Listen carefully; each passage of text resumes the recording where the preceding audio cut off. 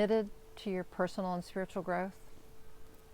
Here's the thing, most people just pay lip service to that. They say they're committed, but they're really not. They're not doing what's necessary to be committed. I mean, they're not showing commitment in any way, and then they wonder why they're not changing and their lives aren't changing.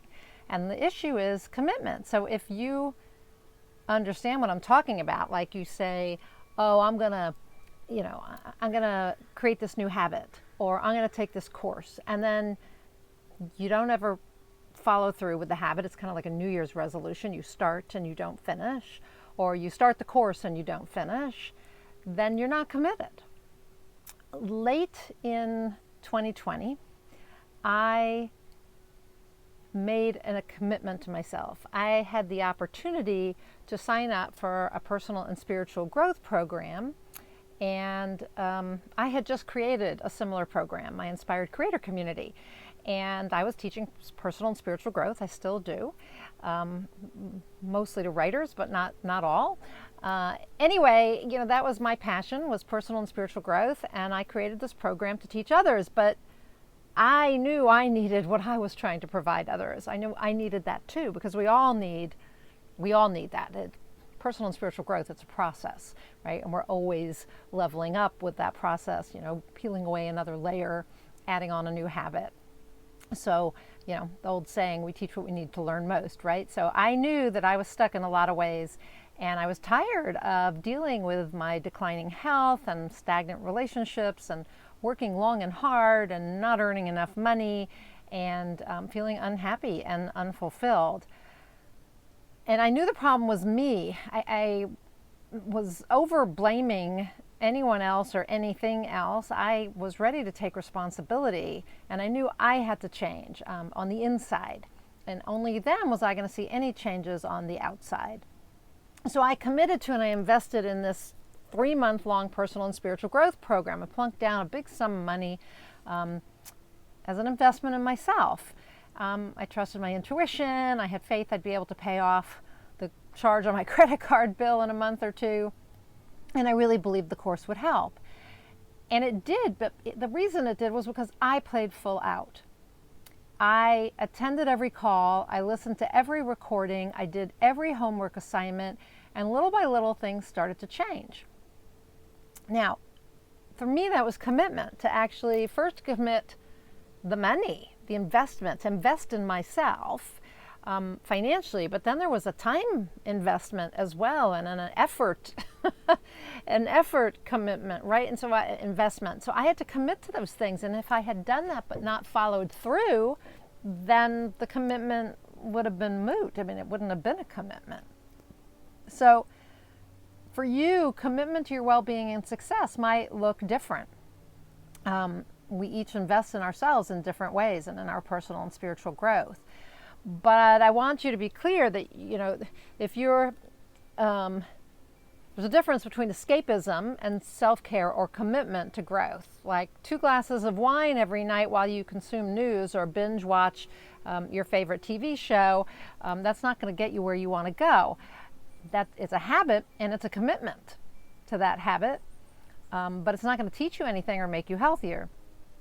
We all need to relax and feel joy and find ways to take our mind off of other things. I get that. But true success comes from choosing habits that make you feel better in some way. So like the habit of exercising or meditating daily, that's going to make you relaxed and healthier. Reading a book or listening to a podcast might change your old way of thinking and expand your mind. But what I want you to realize is you're always at choice about commitment. And if you're not sure what you're committed to right now or in the past, just look around, because your life provides a clear picture of your commitments, really clear picture of your commitments. So what do you see when you look around? Do you see lack, anger, hours of television consumption, bad relationships, 20 pounds of excess weight, a job you hate, unread books, loneliness? What is it you see? Because those are the things you're committed to. We can change anything, but we have to commit to doing it. Maybe you see the opposite. Maybe you see abundance, and you see peace, and you see joy, and you see a stack of books you've read, and loving relationships, and a fulfilling job, and completed classes and courses. That's because you're committed to those things. Okay? I want you to realize that. That's what you're committed to. Anything that exists in your life is because you've committed to the thoughts and behaviors that created it. Even the job that you hate and your lack of money, these are things you keep committing to. And the minute you change your commitment, everything changes. Commit to wealth. And things are going to change because you're going to change. You're going to change where you're focusing your attention and your energy. Commit to health. Commit to a job that you adore. And things will change. Okay, so let's talk a little bit about commitment choices. Committing to your personal and spiritual growth, to your well-being and your success is a choice. I want to be very clear. It's a choice. And how you fulfill the commitment could take many forms. My commitment to myself most recently was in the form of enrollment in this 3-month program and then a year-long follow-up to it.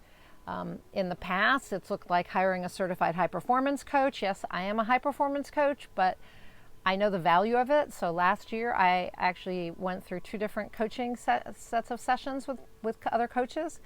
I also, until COVID hit, I had hired a personal trainer to help me get in shape and lose some weight. Commitment has also looked like courses I've taken, books I've read, new habits I've formed. Now, no matter what you choose to do to create change in yourself and your life, one thing is essential. You have to be committed. You must be a committed person. Okay? Hear that again. You must be committed. You must be a committed person. Now, what does that mean? What does the word commitment actually mean? The dictionary says it's a state or quality of being dedicated to a cause or an activity or something like that. Now, what does that mean? So somebody who's dedicated to someone is devoted to a task or a purpose, and they're single-minded in terms of their loyalty to that or their integrity around it. And remember, self-integrity, I've talked about this before. Integrity, we can have integrity with other people. We do what we tell them we're going to do. Integrity is basically that, doing what you say you're going to do. But we don't have a lot of self-integrity. We don't always do what we tell ourselves we're going to do. So ultimately here, change looks like a person who follows through on their word to themselves. For me, that means doing the work required of those enrolled in this multi-month program. It also means taking time daily for self-hypnosis and exercise and journaling or whatever I've committed to doing. Okay? So we're following through. Okay? We are dedicated to something, and we are single-minded about that. Okay? So how do you do that? How do you actually commit? Because that's where people fail, right? They say they're going to do something, and they say they're committed, but then they're not.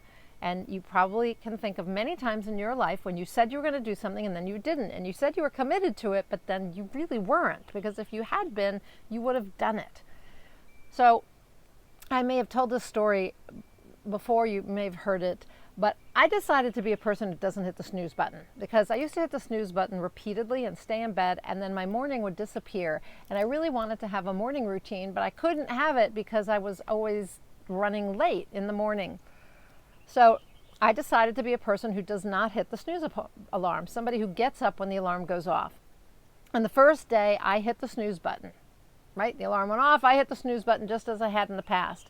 Then I reminded myself that I'd chosen not to be the type of person who hits the snooze alarm anymore. So I turned the alarm off and I got up. And I've done that every day since. This is a decision, a commitment to who I want to be. So my question to you is, who do you commit to being? Do you commit to being a non-smoker, a better parent, a writer? Do you maybe commit to being a person who's present on work calls or exercises daily or tithes every month? Once you decide who to be, the rest is all follow through, okay? So this is about you taking control, but it's not willpower, it's you controlling your thoughts. Because once you can control your thoughts, you can control your behaviors and how you're showing up in the world. Your mind is going to try to keep you doing whatever you've been doing, okay? Whatever your habits are, like hitting the snooze alarm. Your mind's going to keep you doing that to the best of its ability. It wants you committed to the things you've been committed to before, to your habits, the things that have become habits, because anything new feels unsafe. So when you decide to be a person who does X, like who gets up every morning, your brain will give you every reason not to be that person or to do whatever it is, get up in the morning. It's exactly what my mind did the first morning when I decided to be a person who gets up when the alarm goes off. It said to me, oh, it's so nice and comfy in the bed. You need more sleep. You didn't sleep well last night. And you always hit the snooze alarm at least 3 times, so you got to do that today too. Basically, what I was telling myself was, I want to hit the snooze button and stay in bed. I'm tired and I need sleep. I don't want to get up yet. So that's how the mind works. So it's trying to keep you safe. And so your mental chatter comes back around to that. I'm tired. I need more sleep. But it's your mind telling you that. And had I listened, I would have perpetuated the habit and been out of integrity with myself. Being integrity required that I keep my word to myself when I get up. So we need to change our habits. And there's no reasoning with our mind or the habit voice. You have to kind of dismiss it. Okay? Your mind, your habit voice is saying, do it the same way over and over again. But you can't give those thoughts any more of your attention. You can't. You can't engage in the internal dialogue. You have to place your attention elsewhere. So for me, I put my attention on what I wanted. Time for a morning routine. I also focused on who I wanted to be. Someone who would wake up on time and spend time exercising, meditating, journaling. That's who I wanted to be. I wanted to be a person who had this nice morning routine. So I moved my attention from that habit voice, the voice in my head saying, you can get up, when the alarm rings, tomorrow you can get up when the alarm rings. Not today. You can do that tomorrow. I listened instead to that to my own voice saying, I am someone who gets up when the alarm rings and who has a morning routine. And I benefit from that morning routine. If you read a book or taken part in any personal growth or spiritual growth program, you know the importance of focusing your attention on what you want, not on what you don't want. I've talked about this, written about this ad nauseum. But the same goes for committing to yourself, to committing to your personal and spiritual growth. Whatever you commit to doing or being, you have to focus your mind on that.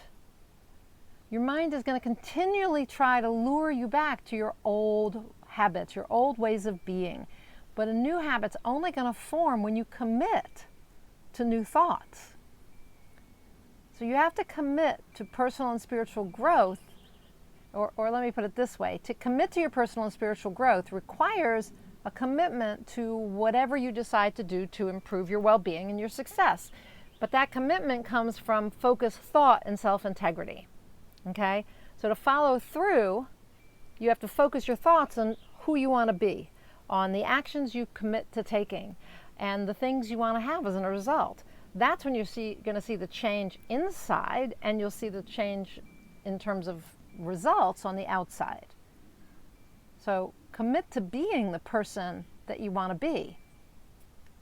Then you will actually find it easier to commit to what you want to do or need to do to have what you want. Okay, so it's that be, do, have model again that I have talked about before. But if you want to grow personally or spiritually, if you say that you are committed to that, then commitment is going to come in the form of being determined to do what you say you're going to do, to have that self-integrity, and to be single-minded about it. Single-minded means you're focusing your thoughts. You're controlling where your mind is at any given time. Okay? All right, so I hope that you are committed to your personal and spiritual growth, because I sure am. This is a passion of mine, personal and spiritual growth, and I told you I started a program, the Inspired Creator Community. This is a program where we do high-performance coaching, and we I do spiritual coaching and spiritual training. So there are spiritual lessons, there are personal growth lessons, There is a chance to coach, and it's also writers, mind, body, spirit, transformational writers, writers who are wanting to write for change. And we do author coaching too. So if you're a person who wants to commit to your personal and spiritual growth, and if you're also a writer, the Inspired Creator Community is the place for you. There's a link up above. If you're not a writer, it's okay. Just come join in the personal and spiritual growth aspects of the program. But commit, show up.